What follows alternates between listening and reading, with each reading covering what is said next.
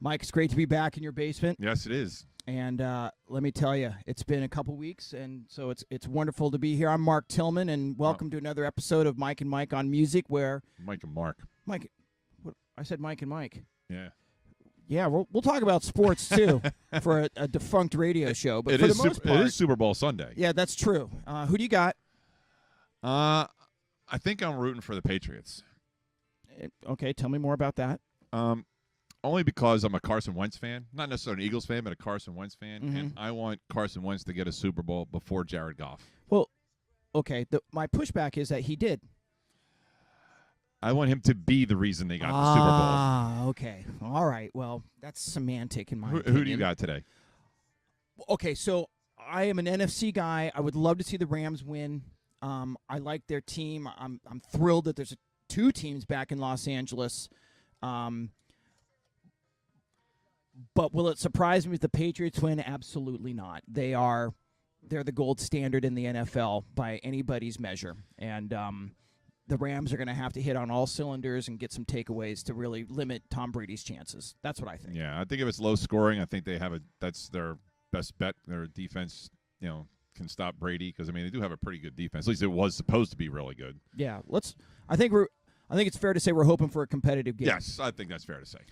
So we're here back in Mike's basement. We're going to talk about some 80s music and play a little music. Mike's going to play a little bit, and maybe we'll talk about some yummy brewskis because beer and music always go well together. That they do, especially when it's us.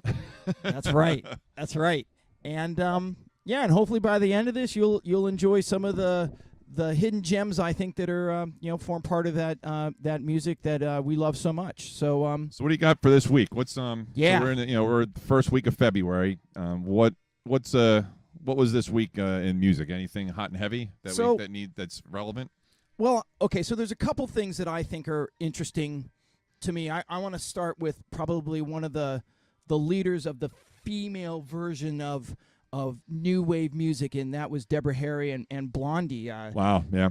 Last week, noted in 1980, the song "Call Me" was released, which was the main theme song for American Gigolo. Do you remember that movie? I did not see it, if I recall, but the song is phenomenal. I love the song. I love Blondie. I've seen her live. She does a great job. And yeah. They're old. They're all old. As are we. As we all are. But she still looks great, and she can still belt it out. Oh, that's great. Blondie was a pioneer, not just in that though. They pioneered rap. Well, yeah. Rapture. It was probably the first rap song that was on. If not the first, it was one of the first. Yeah. There's no doubt from a commercial point of view that the spoken word with music in the background was that was a pioneering song, yes. without a doubt. Fab Five Freddy.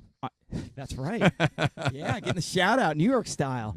And Parallel Lines as an album, oof, top to bottom.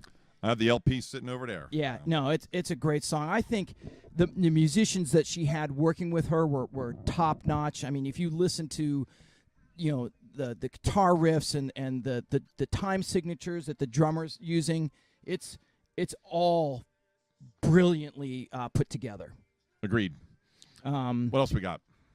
So one more thing I think is interesting is that in 1980, again a good year for those of us in this particular genre, the Specials song from the UK, another ska band that I'm a big fan of, hit number one in the UK singles with the song "Too Much Too Young," which is fascinating because it's still to this day the shortest song to reach number one on the UK singles chart at 2 minutes and 4 seconds. That's a pretty short song.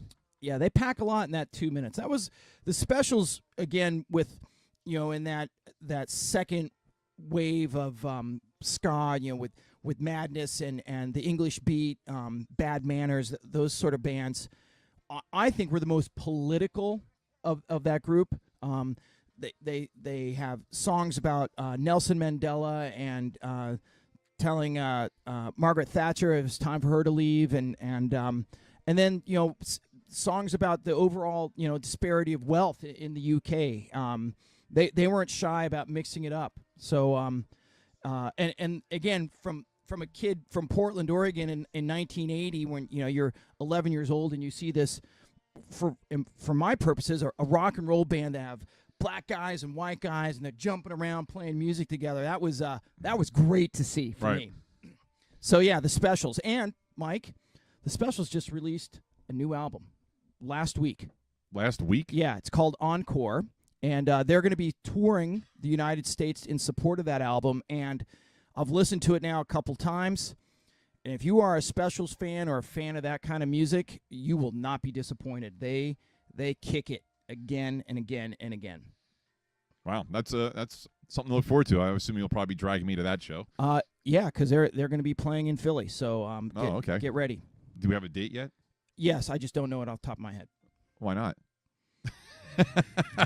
I'm failing already. Set the board to 0, Nigel. It's the Z. You're up to the Z, right? Alzheimer's. and then one more thing, which I thought was interesting, just when you do a little dive into these sort of things, is so Holly Johnson is the lead singer for the band Frankie Goes to Hollywood. Yes. And apparently he was in court in 1988. I'm not sure what the case was about with the plaintiff or the defendant, ZTT Records. He revealed that the musicians in that band actually didn't record that particular song, Relax, or Two Tribes, which are the definitive two hits. The two songs that define them. It was remarkable that they said, we let the pros take over here.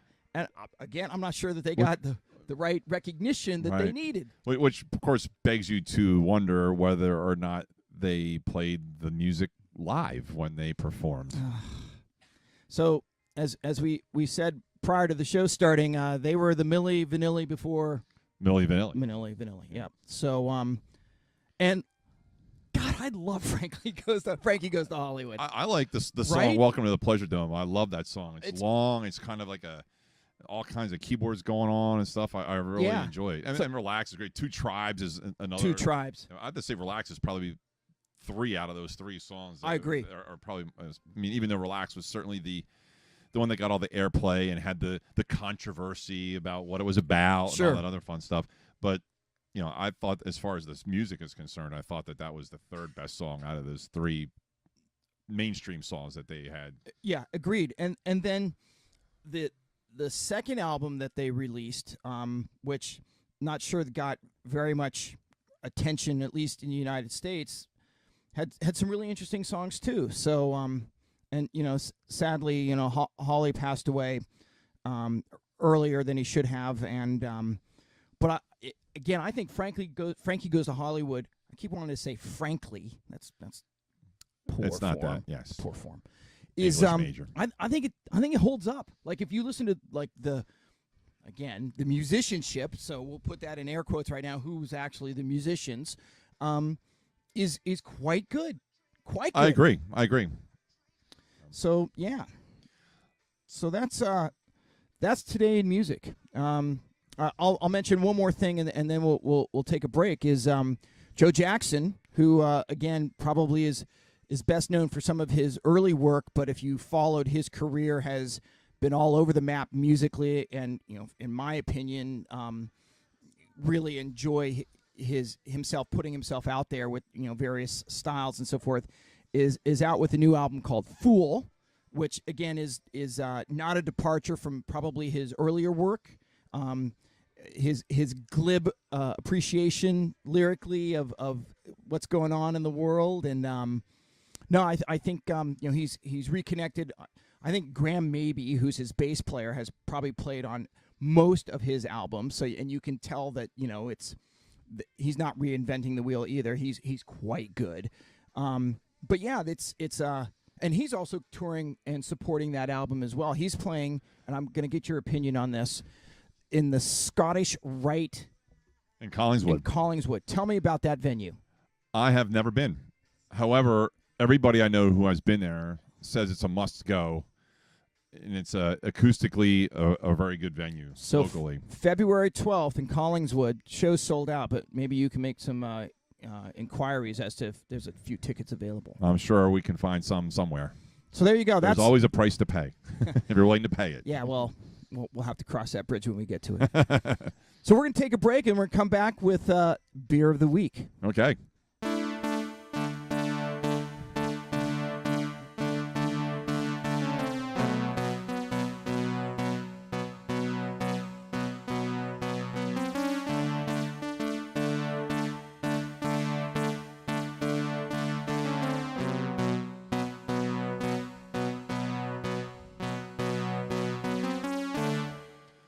Did you come up with that all on your own, man? I wish I wasn't original because I probably would make a lot of money at it, just like that song made a lot of money. But no, right. That's the beginning of One Way or Another by Blondie we were talking about in the last segment. I just, learned it during the break. Of course, that break was like 4 weeks ago, but just kidding. Good on you. So we're at the Beer of the Week segment. We are doing a coffee porter today from Forgotten Boardwalk Brewing, which is about a mile and a half from where we sit here in scenic Mount Laurel. And those of you who are from the area not from the area who know of Flying Fish Brewing, which is probably one of the more, probably if not one of the, it might be the most popular South Jersey brewery to pop up. They moved to a different town, and Forgotten Boardwalk came in and did some improvements. And they have a female owner who is awesome. The staff there is quite unique. They are awesome guys and girls to talk to. They're very personable. They love their beer. They love their beer, and they know a lot about it. Yes, too. That's true. Even the guys who are just pouring beer know a lot about the beer, and which says a lot. I mean, you know all about the beer you're pouring. It helps you pick what beer you want to drink.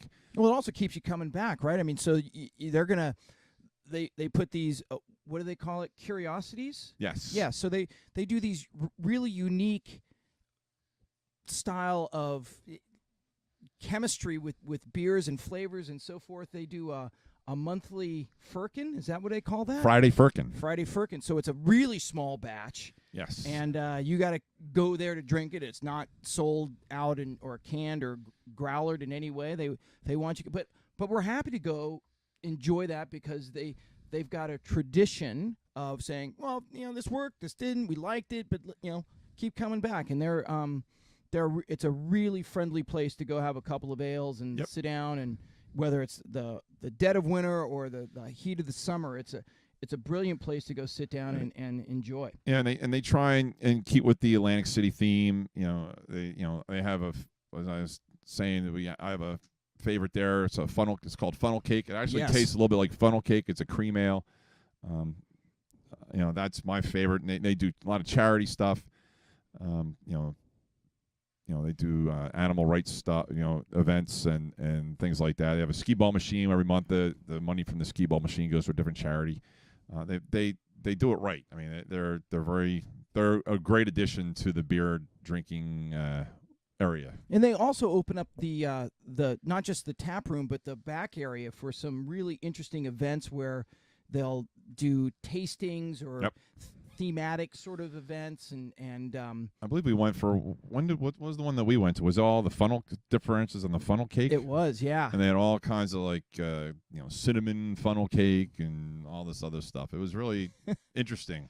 But again, the beer is fantastic, but there's a lot of places that have good beer that you're not necessarily they're happy to have you come in and they're happy to see you leave. They want you to stick around. And that's and they want you to come back. No doubt, 100%. So we are thrilled to be talking about their beer this week. Just to give you a sense, at least on their website, they've got some ales, a wheat beer, a beer brut, which I'm interested to hear more about. There's a couple of IPAs and a couple of porters and a stout. I mean, they're hitting all the right notes. The brewmeisters there are very accomplished, and we're thrilled to be drinking and young. What they're putting. Yes, that's true too. So if you want us to speak about your beer, we are more than happy to do so. And if you want to send us a sample or two, case or two, we'd be happy to sample them and talk about your brewery and on share on them this with our friends. We wouldn't drink them all ourselves. What beer are we drinking though? I mean, we haven't really talked about that yet. No, so we are drinking the Last Brunch, and again, I didn't bring my glasses, so I can't read you what they say about the Last I can't Brunch. read it either. It's really small writing. Yeah.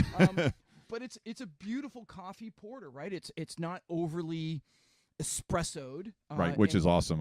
That helps me. So you really get the porter with just hints and essence of coffee. It's a delightful drinking beer in my estimation. I'm enjoying it thoroughly. That's for sure. And being 16 ounces doesn't hurt either. Indeed. So again, a reminder: it's Super Bowl Sunday. You can't fall asleep before the game, Mike. Stay on target. I will do my best. Very well. Yeah. So we'll be right back. Once again, if you want to get in touch with us about beer or anything else, our email address is being posted by our producer right now, and there's a website. We're on Facebook. We're on Twitter. Contact us, please. Mike Mark Music. We'll be back with a deep dive into one of the what I'm going to say, one of the Mount Rushmore of new wave music. Yep. We'll be right back. All right, we're back. All right, for me, this is one of those bands that's on the Mount Rushmore of 80s music, a game changer, if you will. Certainly in new wave, I agree with you. Yes, and in this, we're going to be specific to new wave, yes. Yeah. And that's going to be Depeche Mode. And in my estimation, if you go back to their original, the first album they released, at least in the United States, Speak and Spell, there was, in my estimation, there was nothing else like it. There were people that dabbled around the edges or were, less influential. I mean, you make the argument that that the Buggles were in that space, or a Flock of Seagulls to a certain degree, but I don't think that they had the.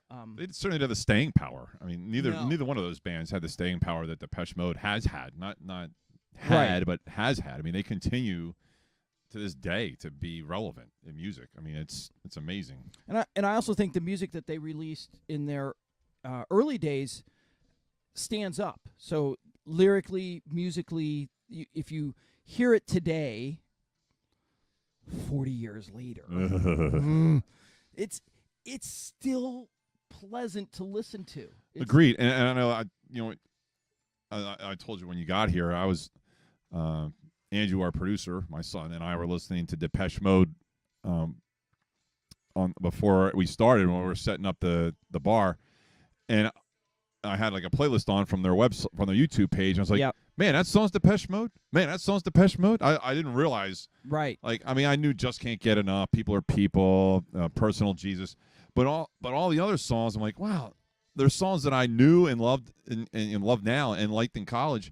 I was like, man, I didn't realize that they were all Depeche Mode. I mean, I thought Depeche Mode was like a 3 or 4 song band, and and they were always good. Heavy synthesizer, which of course goes right to me. And but I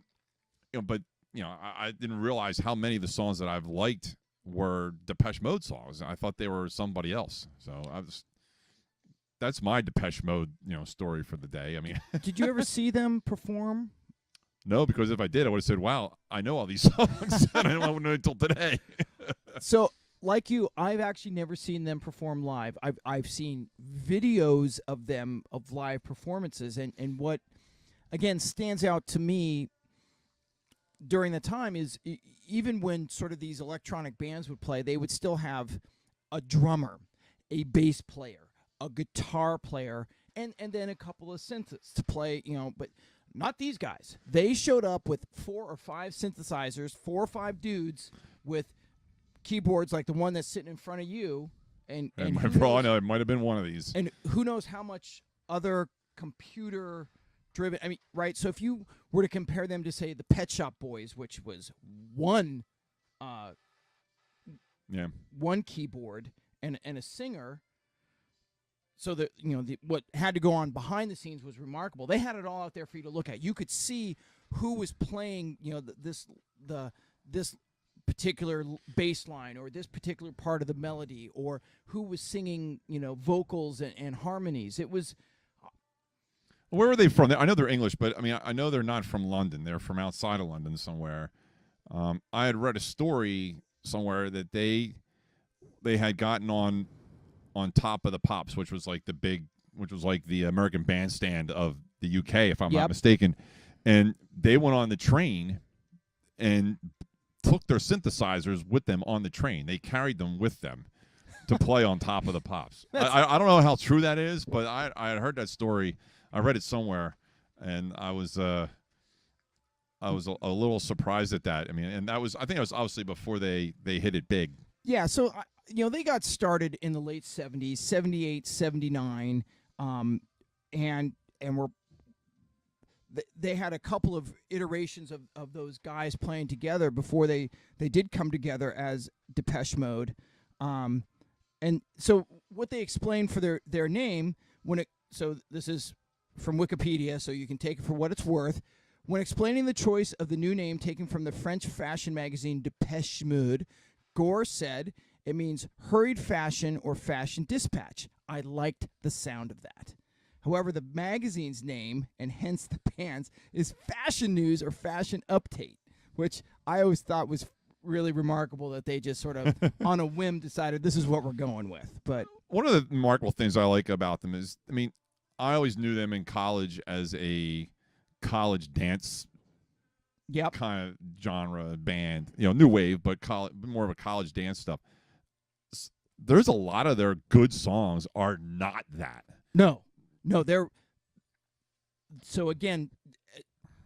What you like from some of these bands that do have staying power is lyrically they improve, musically they improve, the depth of what they're writing about is becomes more and more remarkable. Okay, yeah, sure, some of it may be drug fueled to a certain degree, but what I think you are right. So if you look at an album like Violator, that's not going into the dance. That's going to be I'm sitting back having a cup of coffee thinking, wow, these guys are they're getting kind of deep with what they're thinking about here, with what they're writing about. So to me, it was always remarkable to see how they toggled between sort of the dance club sound, which again I love, right? And then songs that have you're not dancing to, as you rightly highlight. Right. I mean, my favorite song from them is "It's No Good," which is certainly not that. And I also like "Policy of Truth," which even though that probably got some dance play, it really isn't a dance song. Yeah. So if you were to throw them in line with bands like The Cure or the Smiths to a certain degree, they do have club elements to them, and certainly plenty of DJs took their work and I'm not going to say made it their own, but really enhanced it so that they would be club songs. Yeah, agreed. But there was another element to them that really made them noteworthy in ways that maybe certain artists that only wanted to be sort of superficial, and again, there's nothing wrong with that. It's pleasant, it's bubblegum, it's guilty pleasure. There's plenty of that, right? I like all the bubblegum stuff.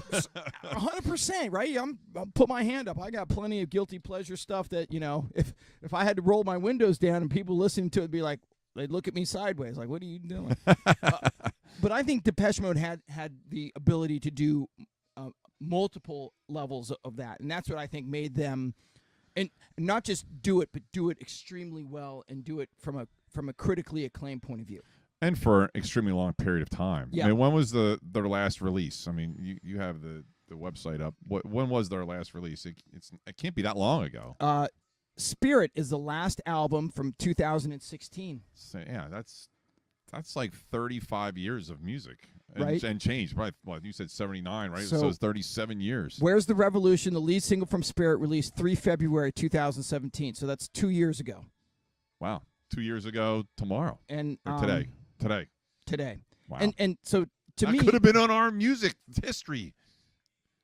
Yes, but that's next week. Okay. That's next week. In any event. So spoiler alert. Depeche Mode, I'm sure plenty of people will push back to say that they're on the Mount Rushmore of new wave, but Okay, so putting you on the spot. Oh, no, I knew you were going to. If you had to choose 4 and only 4, who is it? I'll give you mine first. Okay. And I'm just now thinking about this off the top of my head. Yeah, me too. Obviously, Depeche Mode. Depeche Mode, Duran. Okay.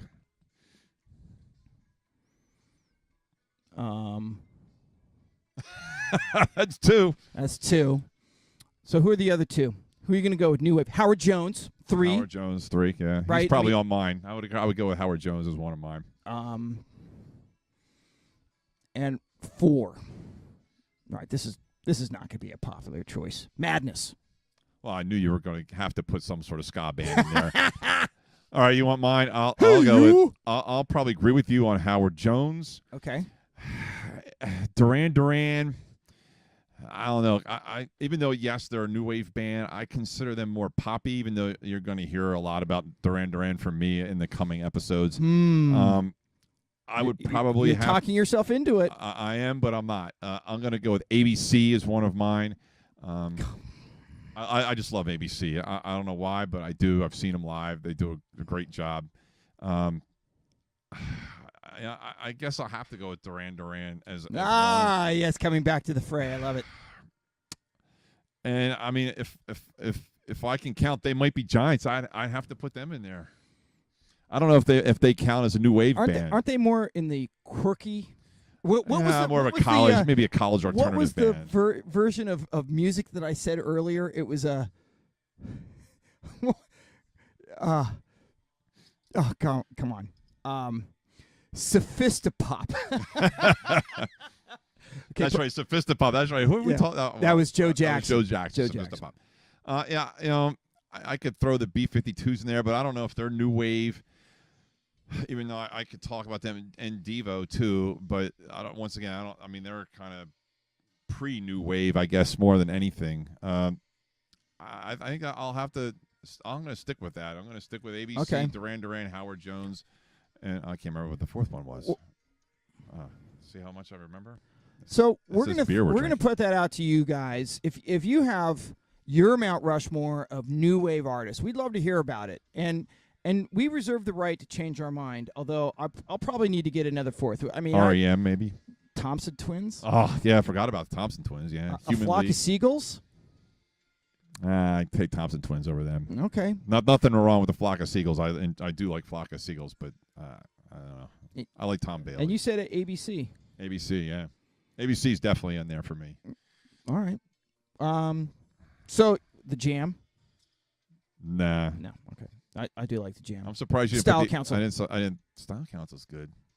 I'm surprised you didn't put the English Beat in there. You had to pick English Beat or Madness, huh?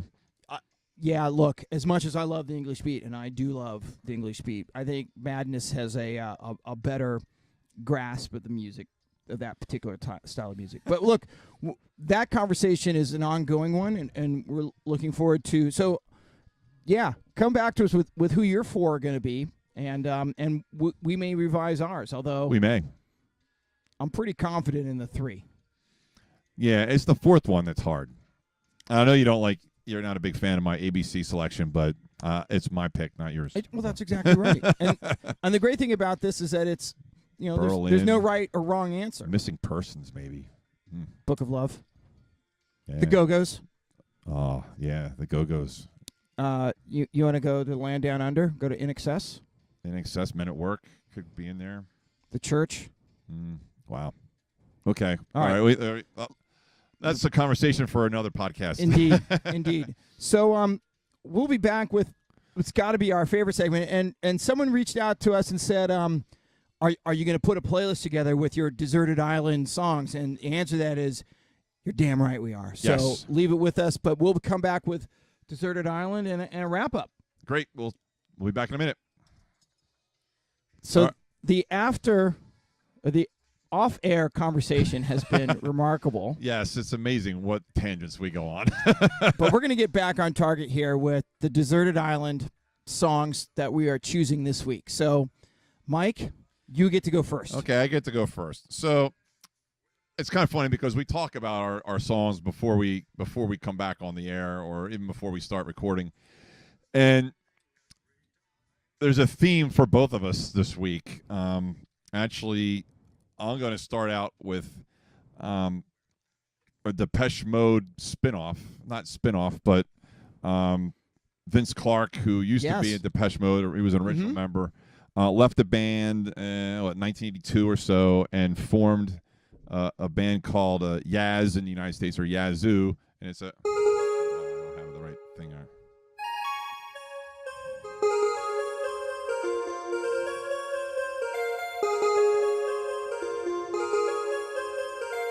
So that's the song "Don't Go" from the album Upstairs at Eric's. Great album. There's some good songs in that. Situations on there. Right. What's the other one? Only You, I think, was the other hit. In My Room. Remember that? In My Room, yeah. So Only You. One of the things I and we were talking about this off the air also, as a keyboard player, I'm nothing against Depeche Mode, but a lot of their songs are written in the key of C, which as a keyboard player is certainly the easiest key to play. And why is that? Because you don't hit any black keys. Excellent. Okay. No, it's very easy. Most of the Yaz songs are not in the key of C. Actually, that song "Don't Go" is in D flat, which is probably the most difficult. Isn't that a common key that most piano players write in? Like, oh yeah, sure. Like Beethoven. Yeah, like Beethoven. Bach. Yeah, there's a concerto in D flat. So that was kind of interesting, when Vince, I don't know what the reason was he left the band, but he just, some of the music that he came up with in Yaz and then later Erasure was certainly much more complicated keyboard wise. Maybe not the direction that Depeche Mode wanted to go. I don't know if that's what the reason was, but certainly more along the lines of a complicated keyboard riff. So he started the band with Alison Moyet. So who was went on to be a very successul solo career in the UK, not necessarily here in the States, but beautiful voice. Yeah, yeah. So that's my first song. My other song where we're gonna, I'll go with that last. My second song, and this is an ode to my sister and brother-in-law in Florida. Is the Swimming Pool Q's Big Fat Tractor, which none of you, I'm sure, have heard of. Okay, Mike, that is so far off the beaten path, but continue. But it's not. I mean, they're a band that's from Georgia. They're in the same. Were they touring with the B-52s and REM? Devo and the Police. Okay, they opened for both of those bands. Wow. in the mid '80s, and they had, I think, maybe 2 or 3 albums. They weren't very popular, but the song "Big Fat Tractor" it's a funny song. I like funny music. I mean, I was a big Dr. Demento fan. Yeah. So I mean, "Big Fat Tractor" is funny. I mean, my baby is a big fat tractor, the color of cream of wheat. I mean, that's like, to me, that's one of my favorite lines of. Who writes that stuff? Yeah, you're right. That's off the beaten path. So their first single was called "Rat Bait," which I'm sure everybody knows off the top of their head. Stay on target. Okay, so all right, enough of that. But I mean, it was a great. I love the song. I mean, I have lots of memories of being at my sister's house down in Florida, heading to the beach, listening to the Swimming Pool Q's. My kids loved the song, or maybe they didn't and just said they did just to appease my sister. I don't know. So tell me more about the song. Like, what if you had to compare it to anything? Is it comparable to anything? Or did they have such a unique sound? They're like sort of this outlier. They have the bass line is probably, I mean, the best part of the song. There's a bass line that goes in the beginning that's very distinct. Can you play it? I cannot play it. No. Thanks for putting me on the spot again. But that's how we roll.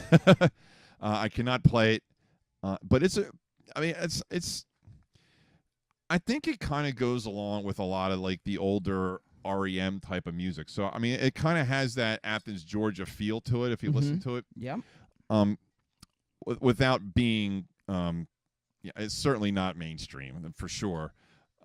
My sister used to book bands at Florida Atlantic University where she went to school, and I know that she knew some of the members of the band, and maybe that's how she knew them. And then she my sister has always been like my musical person to bounce stuff off of to this day, and that was one of the bands that she kind of led me towards, which was, I mean, that's really the only song besides Rat Bait that I know. So she was a Demento fan as well? I think she kind of pushed me towards Dr. Demento. Yeah, maybe not that much, but I think she kind of said, "Oh, you need to listen to this type of stuff." But this was Swimming Pool Cues is definitely not a Dr. Demento group. I mean, they're their own thing, but they're definitely an alternative new wavy type of band. So that's my second song. My third song is another overlap I think that Mark and I are going to have, and that's Haircut 100, Boy Meets Girl, or Favorite Shirts, depending on what you where you are and what you want to call it. Yeah, okay, so I'm going to interrupt you there. So it's important for everybody to know that we do not do these together. We don't sit before and say, hey, here, let's make sure these songs are, unique or whatever.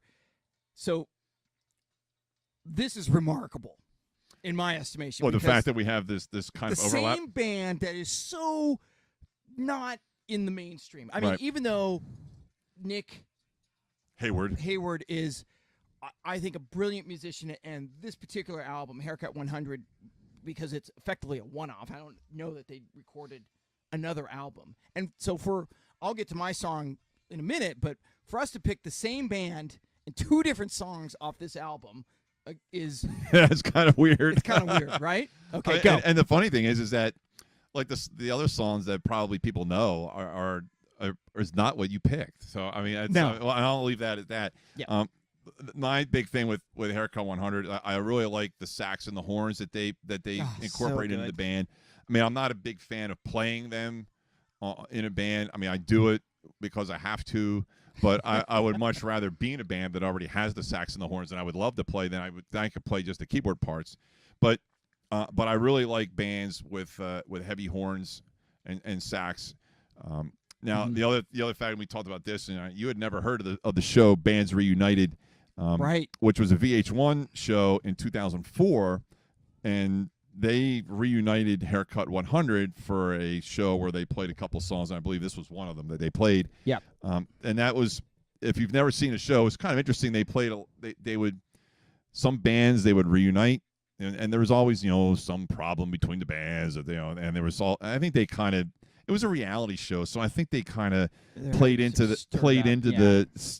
some of the stuff. And I know that some of the bands that were in it talked about how VH1 tried to stir things up and kind of play that. I believe Information Society was one of those bands. Okay. And like they never reunited, which I'm getting off track again. But but so they reunited, and which was kind of cool. So but I really like that song.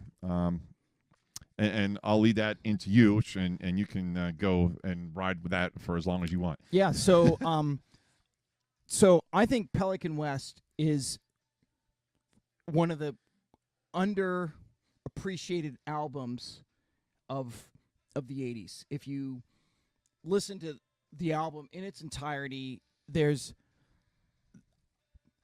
who knows what happened in the studio, but those of us who want to believe that people get along because they like each other, this sounds like that album. I'm shocked that they could not put together 2 or 3 or 4 more albums, given the quality of the songs, one right after another.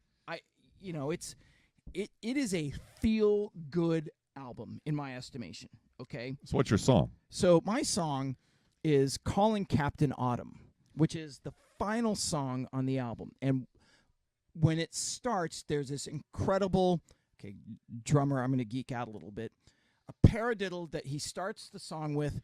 Paradiddle, you heard that on a podcast. Yeah, a paradiddle, which is how your sticks hit the snare and how he goes around the kit to start the song, which is normally you would hear something like that in a jazz beat, like the modern jazz quartet or something with Count Basie, how he gets, and then the baby slingerback guitar that Nick played, and the lyrics aren't really that impressive, but the music, if they just did it as an instrumental, you could listen to it all day long. So Calling Captain Autumn because the song itself is pretty ordinary. Let's be clear, but the actual our rhythm, apologies to Nick there. Yeah, no, we love, but again, you could have just done it as like a who's the guy that did all the instrumental songs with the his orchestra, but he's got the Barry White's Love Orchestra, right? Yeah. If they did this song, Love everybody would have Unlimited, been blown away, but they didn't. It came from this group from the UK that is just out there.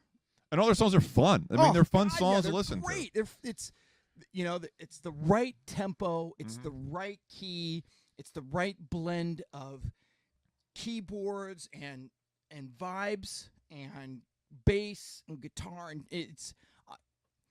I'm just amazed. It's really just a one-off album. So anyway, Calling Captain Autumn, I think, is a great song to start with. Yes, there are a couple of hits off the album. Love Plus One, Boy Meets Girl. Fantastic Day. Fantastic Day is another great song. Again, everything is awesome, right? So again, ticking all the boxes in my estimation there. So my second song is from the sublime to the ridiculous, is Sausalito Summer Night, which is from the album What's in a Tank, and the band is Diesel.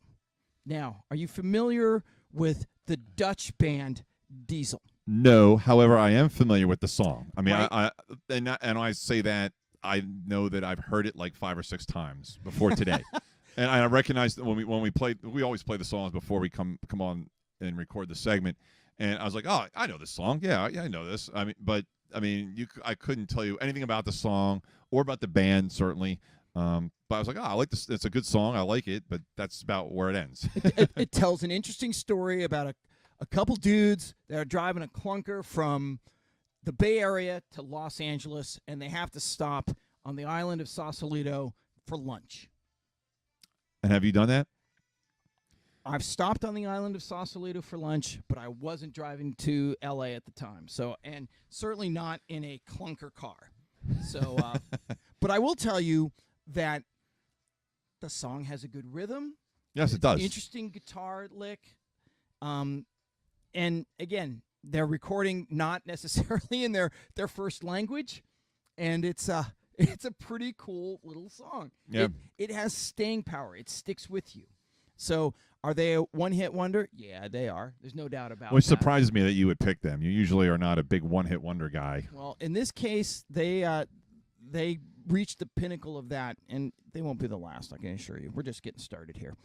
And then Thought of another band for my 4, but yeah. And so, what's remarkable again is my third song is also a Depeche Mode spinoff. It's by the band Erasure. Now, it is a little bit later. It's 1991, and the song was released before the album. The song is Chorus by Erasure, and so again, this actually is a dance theme. There's a great deal of staying power. I think a number of DJs added their own emphasis to certain parts of the song and so forth, but it is it's a song that stays with you. It's another Vince Clarke. That's right. Yeah. But it's a brilliant song. I really enjoy the power chords, if you will. It's it's got to be in the key of C though, that one. Don't you think? I've never tried it, to tell you the truth. All so right, well, we'll have to experiment with that and get back to you on. Yeah, we'll futz around with that one. Is. But look, it's a fun song to dance to. If you did the Dick Clark American Bandstand, review of it, it's not going to offend anybody. It's a really fun song. I think they would have fun putting it together, and it's a song that you can listen to again and again and again. So those are my 3 songs for this week, Mikey. All right. So there you have it. Another podcast wrapping up. As always, we welcome your Deserted Island discs. Yeah, we will have our Deserted Island playlist updated and on the webpage and the Facebook link. So for people to, if they want to listen to those songs or at least remind yourself of what they are, so you can go back and find them in your vinyl collection. We're happy to share them with you, no doubt. How's your vinyl collection these days? So I'm not a vinyl guy. I've actually, it doesn't exist. So I'll tell you a quick story, and then we got to go. I don't know have if a that's buddy possible, of mine who had, I'm not making this up, thousands of records. And then he replaced them all with CDs and put them out to the garbage. And when a friend of mine heard that, who works on the Hill and is a brother of one of the groomsmen in my wedding, he went apoplectic. He could not contain himself. What are you doing? These are going to be worth money. They are collector's items. Like, what does the second side of an album mean? I mean, how that was actually put together was so meaningful. Yeah, you had it on CD. I sold some of my albums in garage sales, but the stuff that I know that's hard to find, I kept. Well, and I still have them over on you're my smarter shelf than me. over If by my TV. This computer ever gives up the ghost, I'm going to be in deep trouble. So anyway, contact us through the website, through Facebook, through Twitter, through our email. And it's all listed. It's brought up here.